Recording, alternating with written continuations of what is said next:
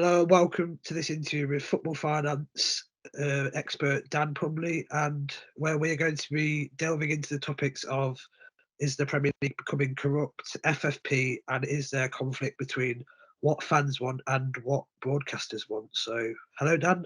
How are you? Hi, Oliver. Good, thanks. No worries. Thank you for taking time out of your day to speak to me. I really appreciate it. No problem. So let's get straight into it. The first question I really want to ask you is: do you think the Premier League is becoming corrupt? I think we have to be careful with the use of that word. It's a very strong word, and obviously, it's not something that I know it's being talked about in kind of social media space, linked to all kinds of things from FFP, VAR, and the kind of wider picture of the Premier League. I think we should refrain away from looking at it in those terms and think about the challenges within the league itself and linked to governance and regulation and financial performance and that's where my kind of area of research focuses on, is around the implications of financial regulation, the implications of regulation on performance and sporting integrity and those kind of things. So yeah, it's a really tricky environment at the minute, but I think we've got to be really careful about the use of that term for sure. Um, well, going on about FFP, it has a lot of criticism. Do you think it's fair? I that's a really interesting question. I think, and again, I've done a lot of research on this, and it's interesting that UEFA are now changing financial fair play and are renaming it financial sustainability regulations. So there is a connotation with the word fair that the way I've framed this in the past is a lot of the research that I've done talks about unintended consequences Yeah, of regulation. And we've certainly seen some of that in the evidence. So if you look at FFP across the board, yeah, it hasn't necessarily been fair to all clubs at all times. And that was always the nature of it anyway. That was always likely to play out in that way. So yeah, I think the dropping of the name fair in the regulations is really interesting, because I think what's transpired over time, yeah, and these regs have been in place for 12, 14 years now, is the fact that actually they're not fair, and they can't be fair, because by regulating you're always going to be anti-competitive to somebody. yeah. So there's that other side of it. So yeah, I think there's certainly been challenges within that, and a lot of unintended consequences. Yeah, that's what I was going to say. Do you think it's like im- implemented to shoot the bigger clubs and kick the little clubs down? I think it's a little bit more nuanced than that. So it it's not designed to do that. Yeah, So I think I'll phrase this in a slightly different way. If you look at the objectives of the old FFP, yeah, UEFA stated at the time, and the Premier League then followed suit with their own version of regulations. But back when they were first published, there was two arguments that were doing the rounds. One was around financial sustainability, that these rules were going to force clubs to become more sustainable, not to run the risk of uh, poor financial management, big losses. And the second one was about protecting or promoting competitive balance. yeah, Now, if you look at what's happened over time, and kind of go back to that unintended consequences point, the FFP has ticked objective one, in a sense that financial performance of European football clubs per se is better now than it was 10 years ago. yeah, But what hasn't happened is objective number two, because actually what it's done is to it's actually caused a decline in competitive balance in some areas, and it's actually probably strengthened the big clubs more so than clubs trying to catch the big clubs. yeah. So I think if you look at, and now again, if you roll that forward, UEFA are not talking about competitive balance in the new version of the regs. So it's all about financial sustainability and these new squad cost rules. So I guess it's kind of twofold. It certainly improved the finances, but again, to go back to my point around regulation is always going to be anti-competitive to somebody. Yeah. We've seen that play out, and FFP, despite good intentions, because of the way it's implemented and because of the thresholds and the numbers, it was always likely to mean that it made the gap bigger between the big clubs and the next wave of clubs underneath. I was going to say, do you think football needs a whole new revamp financially? I I think it needs some major surgery. But I guess the independent regulator that is probably likely to come in is designed to do that. And I've said, again, I've said on record that the only way you really change it is to rip it up and start again from afresh. That's not easy to do. So I think it does require significant change. And I think, well, we've already sort of seen it. The Premier League will scrap their version of what is PSR, and they'll move to something more towards UEFA's new model. So we're seeing it change anyway internally. So it does need change, and it will require change to grow in the future. The sticking point with the independent regulator is that I also don't think that's the kind of silver bullet that a lot of people think it'll be. I think, again, that's got its own challenges to work through. So yeah, I think the phrase I would use is major surgery. Well, I've been seeing on the news recently that Premier League clubs have like agreed to do this spending cap. I'm not sure what that is. Do you know anything about that? Yeah, so it's a kind of ramped up version of what UEFA are looking at. So UEFA are putting forward a squad cost rule, Yeah. which is basically going to be player wages, transfer fees, and agents' fees pivoted against your turnover as a percentage. So what UEFA want by 25-26 is any club playing in UEFA competitions has to have the squad cost ratio at 70% of turnover. And if not, then there's going to be sanctions and penalties. The Premier League look likely to move to that. They look like they're going to do a 70% for clubs in Europe and an 85% ratio for clubs not in Europe. But what they're also talking about is over the top of that, they would have a what is effectively a salary cap. And again, that's going to be potentially set at a multiple of the lowest amount of broadcasting that the bottom club received, which is roughly about 100 million. So if it's a multiple of 5, the cap's going to be around 500 million. Now, the challenge there with that is, well, again, not a challenge, but it's kind of a irrelevant number as well, because the clubs that are competing in UEFA competitions will still have to conform to 70%. Yeah. And if you look at the last couple of years and apply a rough cap of about 500 million, which is where it's probably going to fall, there's only Chelsea and Manchester City that would break that cap. So actually, you can put in a spending cap in the Premier League, but no club's really getting close to it anyway. So it might happen, and it looks likely that it will. Most of the clubs have voted in favour for it. But again, I still don't think that changes the landscape too much. It might stop the bigger clubs from drawing further away from the rest. Yeah. But I don't think it also gives some of the mid clubs and the lower clubs chance to catch up as well. Yeah. Well, I'm just going to go like off topic. Do you think there is a conflict between what fans and what broadcasters want? Yeah, for sure. For sure. And again, you can spin that a number of ways in terms of, I think what we're talking about for the most part is kind of traditional home fans that live in and around the UK, live close to their clubs and would attend matches. The broadcasters and the clubs are looking at this slightly differently because they're looking at an international audience, because a lot of these clubs have followings all the way around the world, and it's about how you tap into some of those markets. So a good example of this is the changes in kickoff times. Moving games to Saturday lunchtimes is a prime time evening slot in Asia. Yeah. Moving them to later in the evening UK time is a prime time afternoon slot in America in some states. So you've got a bit of this going on, but that's always been there. And the other thing then that broadcasters and the league are trying to do to grow more broadcasting money for the clubs is to take this product into different markets and tap into the international fan base. So if we're talking about home fans, in a sense of, you follow a Premier League club and you are relatively local to that club, Yeah. then yes, there's a disconnect. But what the clubs are targeting is international fans around the world. Yeah. Bearing on all of it, what rule would you like to see change straight away? Great question.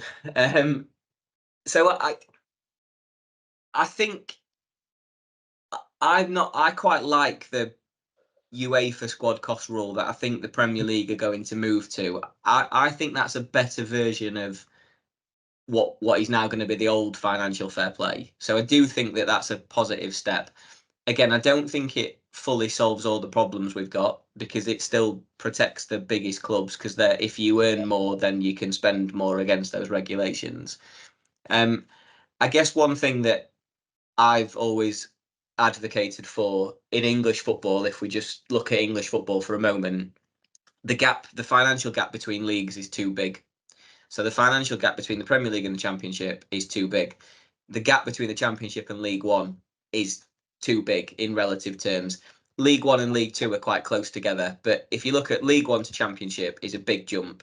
Championship to Premier League is a huge jump. And I can see you wearing a Nottingham Forest hoodie. Like you will know exactly what I mean when you say you can get into the Premier League, but if you've not been there a long time, it's not easy to compete in the Premier League.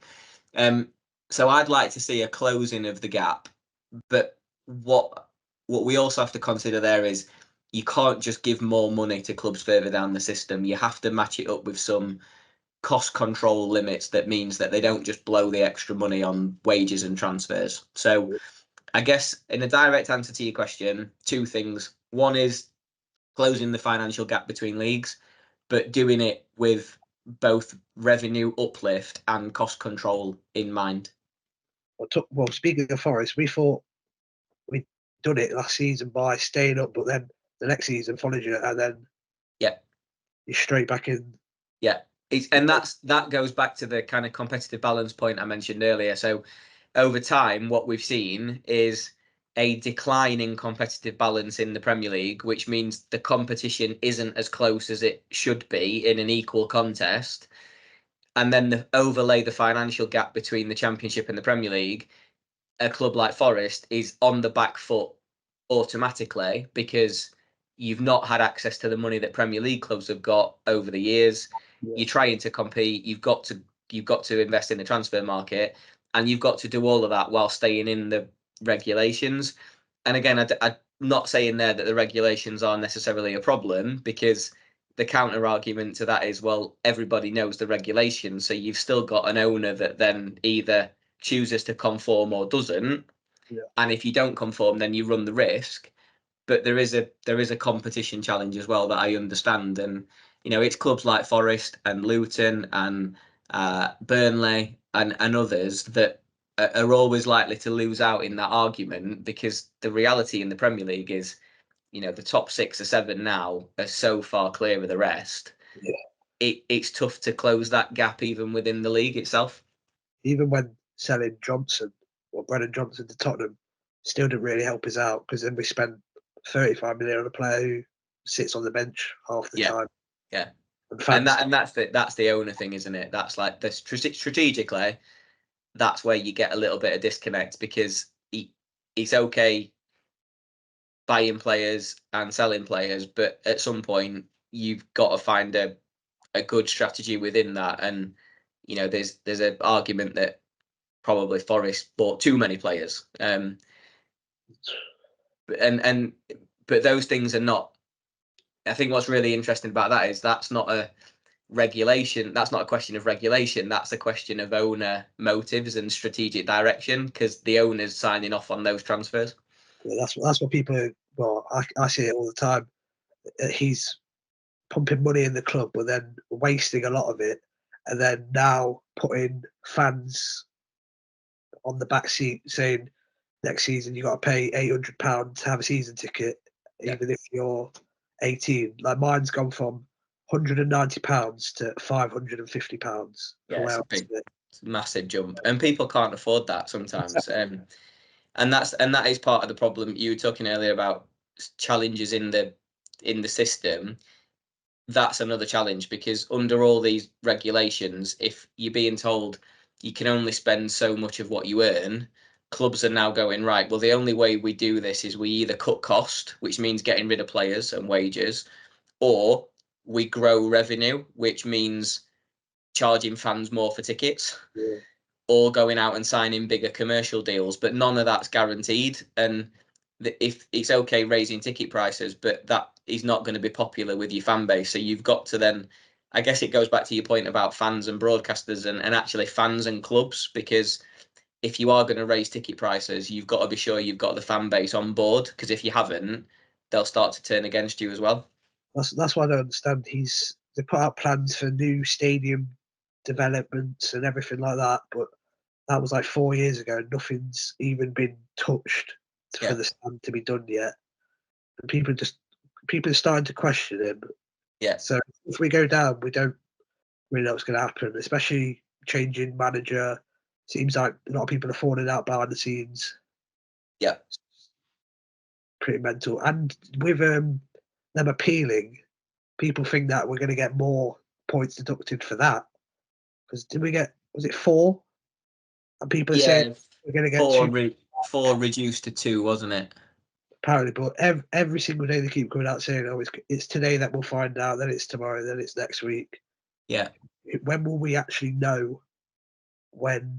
Yeah. Well, I mean, it's one that. Are they waiting for Luton to win, then Dockers, or?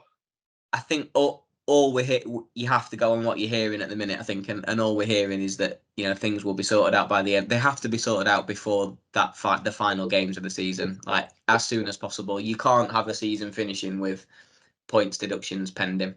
I remember, was it this last weekend when Sheffield United got relegated? The Premier League posted something about. Yeah, and then they took it down, didn't they? Really dodgy. So, are they trying to imply something, or are they biting back at what Forest put about the Premier League and the refs? Because I was at Everton and wasn't very good to watch. Yeah, and that's the bigger challenges within football at the minute. Is there's a lot of power battles going on as well, which don't help the equation. And you've got, when the clubs and leagues start to argue, that's interesting, because the league is there as a member set of clubs, basically. So the two have to work together. But at the minute, as you say, you've got clubs kind of fighting with the Premier League and vice versa. So yeah, I don't think there's a one size fits all answer to that. It's a big picture, but it certainly feels like we're kind of at the point of sort of major change in the game that we've probably not seen since the Premier League started in '92. It's that big a change that could be coming, but we just don't know what it looks like yet.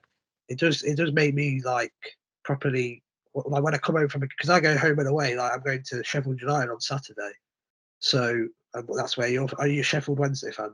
I'm a Wednesday fan, yeah. I was hoping that we'd kick them down for you, and I was going to tell you, but they're already down. They're already down, so yeah. What was I going to say?